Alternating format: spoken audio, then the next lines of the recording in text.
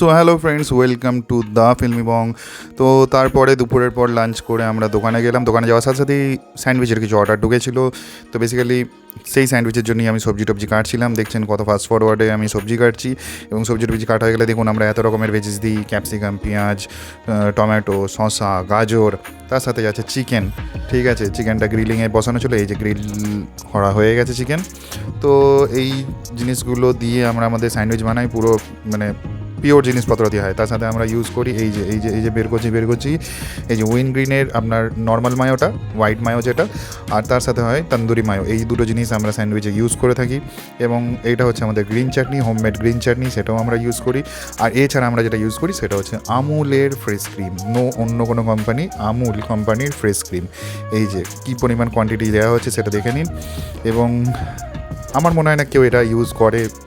যাই হোক, তারপর আমরা স্যান্ডউইচের প্রিপারেশান করতে লাগলাম। স্যান্ডউইচের অর্ডার ছিল, তো সেগুলো রেডি করতে লাগলাম।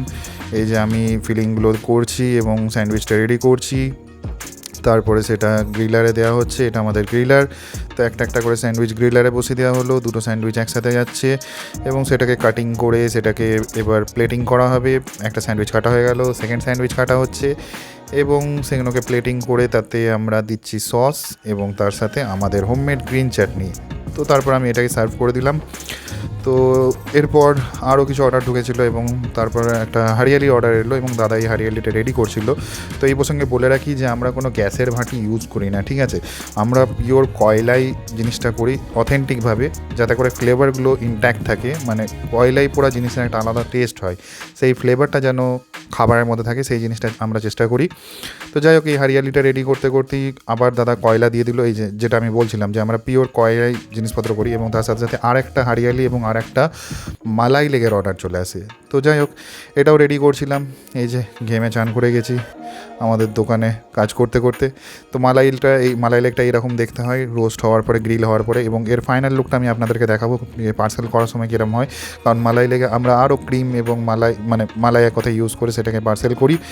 তো এইখানে এই হচ্ছে আমাদের মালাই লেগের ফাইনাল লুক। তো এটা পুরোপুরি ক্রিম আর বাটার দিয়ে আমরা একদম ডুবিয়ে দিই এটাকে। তো এটা যখন আপনি প্রথম বাইটটা নেবেন না, জাস্ট হেভেনলি ফিল হবে, মানে আপনি খেয়ে দেখলে তবে বুঝতে পারবেন। তো এরপর আমি বাড়ি চলে আসি এবং রাতের ডিনার করে নিই। ডিনারে ছিল সেম দুপুরের মেনুই, তার সাথে শুধু এক্সট্রা জিনিস একটা অ্যাড হয়েছিল, সেটাও দেখিয়ে দিচ্ছি। এই যে এই ডিম সেদ্ধ। তো প্রথমে ছিল এই মিক্স ভেজটা, তার সাথে ছিল এই আলুর টক, তেঁতুল দিয়ে আলুর টক, চচ্চড়ির মতো। তো তার সাথে ছিল সাদা ভাত, এই যে আবার দেখাচ্ছে মিক্স ভেজ, তেঁতুলের টক, সাদা ভাত আর ডিম। তো গুড নাইট।